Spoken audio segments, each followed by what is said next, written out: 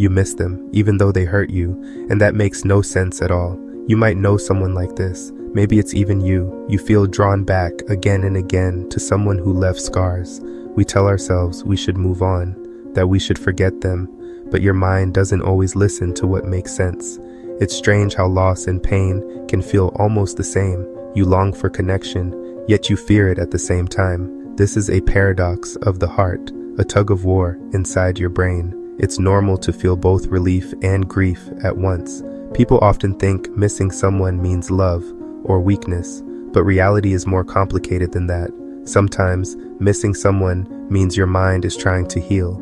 It's trying to make sense of pain. It's trying to feel secure again. There's a psychological pattern called trauma bonding. It explains why you want someone back, even when they were harmful. Trauma bonding happens when intense feelings of love and hurt mix together. Your brain links pain to attachment. It's confusing, but it's very real. You feel the urge to call, to check in, even though every part of you knows you shouldn't.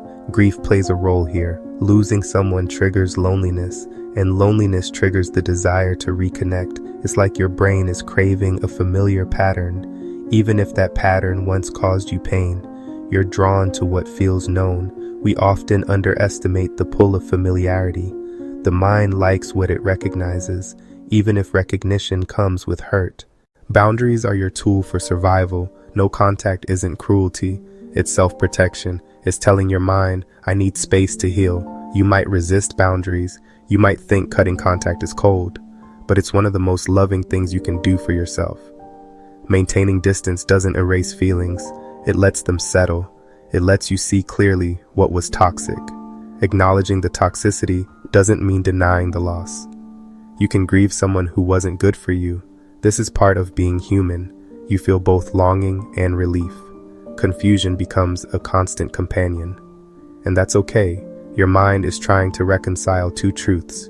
They mattered to you, and they hurt you. Balancing both is part of growth. You might look for validation in friends, or in forums and communities online. That's natural. Sharing with people who understand reinforces the truth. They remind you that leaving was necessary. You're not weak, you're human. Support helps your brain rewire attachment. It teaches your heart new patterns. You learn that comfort doesn't have to come with pain. Imagine this. You scroll through messages you'll never send. You think about moments that hurt. You feel the tension in your chest. Now imagine relief creeping in. The tension softens. Your mind whispers, I am okay without them. The contrast is startling. This is internal conflict made visible. Loss meets safety. Desire meets reason. And every part of you notices. We often pretend these feelings are simple. We say, just forget them. Move on already.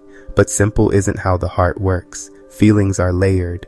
Pain and love are intertwined. Longing and relief can coexist. Think of it like holding fire and water at the same time. One part burns, one part cools, and both shape you. You might feel guilty for missing someone who hurt you. That guilt is normal. It shows how much you care about doing the right thing. Your emotions are not enemies. They are signals. They tell you where healing is needed. Some nights, you might lie awake thinking of them. You wonder if they think of you too. But the thought alone doesn't have to control you. This tension can teach patience. Patience with yourself. Patience with the complexity of attachment. Humans crave connection. That's why letting go feels so hard. But connection doesn't have to be destructive. You are learning to distinguish between love and attachment, between longing and need, between habit and choice. It's okay to remember them without contacting them, to feel without acting, to grieve without returning. You might wonder, why does the heart trick us? Why does pain feel like love? Science gives an answer. The brain remembers intensity more than kindness. Extreme experiences stick. They leave traces, and those traces trigger memory loops. Your urges aren't failures. They are echoes of survival mechanisms. Your mind thinks it's protecting you, even if it's misguided.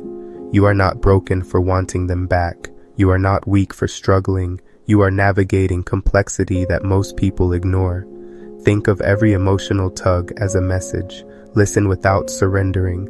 Observe without reacting. That is strength. Support systems make the journey lighter. Friends, forums, or communities help anchor you. They remind you that reality isn't as confusing as your mind makes it feel. Hearing others say, "I understand," reinforces boundaries. It validates progress, and progress builds confidence. Every act of self-preservation is a small victory. Every moment you choose distance, you are choosing health. You might feel relief when they hurt you less by being gone. That relief can feel guilty, but it is deserved. Relief does not erase love. It is a signal that your mind is healing, that your heart is learning to breathe again. Healing is not linear. You will cycle through emotions, longing, anger, sadness, relief, repeat, and that is natural. Notice the subtle victories. You resist calling. You scroll past their profile. You breathe through the urge to reach out. These are wins. Trauma bonding may try to pull you back, but each choice to protect yourself weakens its grip. You are gaining freedom. You are learning to sit with discomfort, to hold pain without acting on it, to love yourself more than you fear loss. Humans are capable of holding contradictions, love and hurt, desire and wisdom, grief and relief. Life is often about balancing these contradictions. Understanding them helps us grow, and growth is never painless. You might feel emptiness some days, and that emptiness is not weakness. It is space for new strength. Reflection is the bridge from pain to insight. Looking at your feelings without judgment is a skill, and it changes everything. Even in missing someone who hurt you, you are learning about limits, learning about resilience, learning about your heart. The paradox is clear. You can grieve and protect yourself at the same time.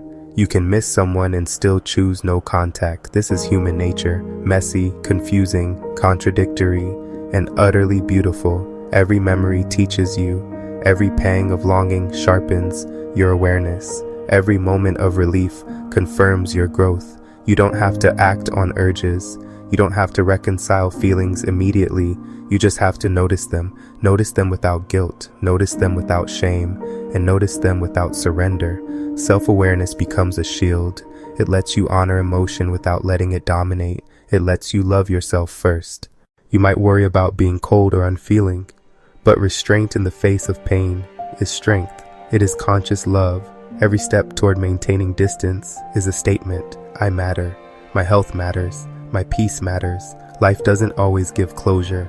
Sometimes it gives understanding, and understanding is a quiet kind of freedom. The mind is tricky.